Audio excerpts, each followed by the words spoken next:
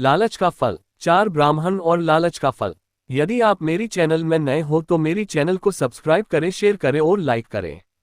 धन्यवाद। बहुत पुरानी बात है, एक नगर में 4 ब्राह्मण पुत्र रहते थे। उन चारों ने साथ मिलकर शिक्षा प्राप्त की, किंतु चारों बहुत गरीब थे। वे चारों गरीबी से तंग आकर सोचने लगे कि इतना ज्ञान प्राप्त करके गरीबी में ही जीवन काटना है तो ज्ञान प्राप्त करने का कोई फायदा नहीं है। गरीब व्यक्ति को समाज में कोई मान सम्मान नहीं देता, उसके रिश्तेदार और सगे संबंधी भी उससे मुंह मोड़ लेते हैं। ज्ञान से धन अर्जन भी किया जा सकता है, तो हमें भी इस ज्ञान का उपयोग गरीबी दूर करने में करना चाहिए।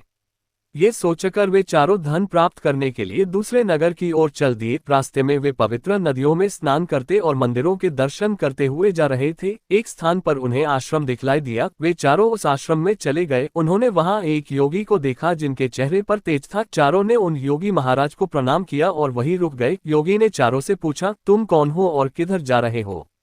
चारों ब्राह्मण पुत्रों ने अपना परिचय दिया और बतलाया, हम बहुत गरीब हैं और गरीब होने के कारण समाज में हमें कोई मान सम्मान नहीं देता, इसी कारण धन कमाने की कामना से घर से दूसरे नगर जा रहे हैं। योगी और उन चारों ब्राह्मण पुत्रों में बहुत देर संवाद चलता रहा। चारों की धन कमाने की लालसा को देखते हुए योगी ने उन्हें 4 मोती दिए और कहा, इन मोतियों को लेकर तुम हिमालय पर्वत की तरफ जाओ और जिसका मोती जहां गिर जाए वहां उसे खजाना मिलेगा। धन मिलने के पश्चात उसे लौटना पड़ेगा। चारों ब्राह्मण पुत्र योगी को प्रणाम करके मोती लेकर हिमालय की दिशा में चल दिए। जाते जाते रास्ते में एक ब्राह्मण पुत्र के हाथ से मोती गिर गया। जब वहां खुदाई की तो वहां तांबे की खदान मिली। उसने अपने मित्रों से तांबा लेकर वापस घर चलने के लिए कहा। इस बात पर उसके साथी बोले, इस तांबे से हमारी गरीबी दूर नहीं हो सकती। जिसके हाथ से मोती गिरा था वह इच्छानुसार तांबा लेकर घर चला गया। शेष तीनों हिमालय की तरफ चल दिए। चलते चलते एक और मित्र के हाथ से मोती गिर गया। जब उस स्थान को खोदा गया तो वहां चांदी की खदान मिली। वह बोला, अपनी इच्छानुसार चांदी लेकर घर चलते हैं।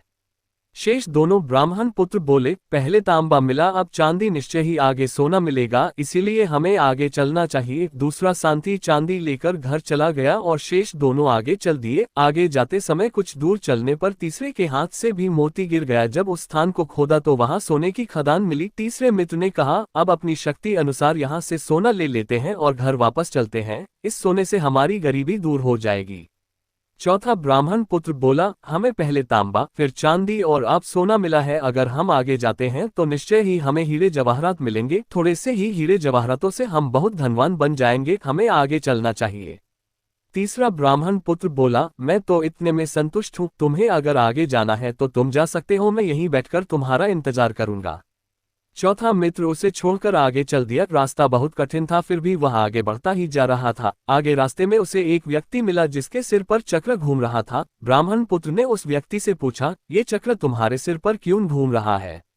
उद्धरण चिन्ह। अभी बात चल ही रही थी कि वह चक्र उस व्यक्ति के सिर से ब्राह्मण पुत्र के सिर पर आ गया। ब्राह्मण पुत्र को कुछ समझ नहीं आया और उसने फिर पूछा, ये चक्र मेरे सिर पर कैसे आ गया? उस व्यक्ति ने कहा, ये चक्र इसी तरह मेरे सिर पर भी आया था, मैं भी धन के लोभ में यहाँ आया था। जब तुमसे बड़ा कोई धन का लोभी यहाँ आकर तुमसे पूछेगा तो यह चक्र उसके सिर पर चला जाएगा। ब्राह्मण पुत्र ने पूछा, तुम यहाँ कब से हो और क्या तुम्हें भूख प्यास नहीं लगती? उद्धरण चिन्ह। ब्राह्मण पुत्र की बात सुनकर वह बोला, मैं तो यहाँ कई वर्षों से हूँ। जब ये चक्र किसी के सिर के ऊपर आ जाता है तो उसकी भूख प्यास मिट जाती है और मृत्यु का भय भी खत्म हो जाता है। उसके केवल इस चक्र के घूमने का कष्ट ही परेशान करता रहता है। इधर तीसरा मित्र जो सोना पाकर संतुष्ट हो गया था, उसने बहुत समय तक अपने मित्र के लौटने का इंतजार किया, किंतु जब वह नहीं आया तब खुद ही उसे ढूंढने आगे बढ़ गया और अपने मित्र के पैरों के निशान की सहायता से वहां तक पहुंच गया जिधर उसका मित्र था। उसने देखा कि चौथा मित्र एक स्थान पर बैठा है और उसके सिर पर चक्र घूम रहा है। उसने अपने मित्र से सारा माजरा जानना चाहा। चौथे मित्र ने पूरी कहानी सुना दी और उस चक्र को भाग्य का चक्र बतलाया। तीसरे मित्र ने कहा, ये भाग्य का नहीं अपितु लालच का चक्र है। मैंने तुम्हें कितना समझाया पर तुम नहीं माने। विद्या की तुलना में बुद्धि का स्थान ऊपर है। तुमने विद्या तो प्राप्त कर ली किंतु अपनी बुद्धि से अच्छे बुरे की पहचान नहीं कर सके। जिसके सिर पर चक्र था उसने अपने मित्र से सहायता मांगी। तीसरे मित्र ने कहा, मित्र, मैं चाहकर भी तुम्हारी सहायता नहीं कर सकता, मुझे डर है कि मेरे यहाँ ठहरने से यह चक्र मेरे ऊपर न आ जाए। चौथे मित्र ने कहा, यह मात्र देव संयोग नहीं अपितु मेरे लालच का फल है। मुझे यही रहकर अपने कर्मों और लालच का फल भोगना है, किंतु ईश्वर कृपा से सभी का उद्धार होता है तो मेरा उद्धार भी अवश्य होगा। तुम्हें भी अधिक देर यहाँ नहीं रुकना चाहिए, नहीं तो यह चक्र तुम्हारे ऊपर भी आ सकता है।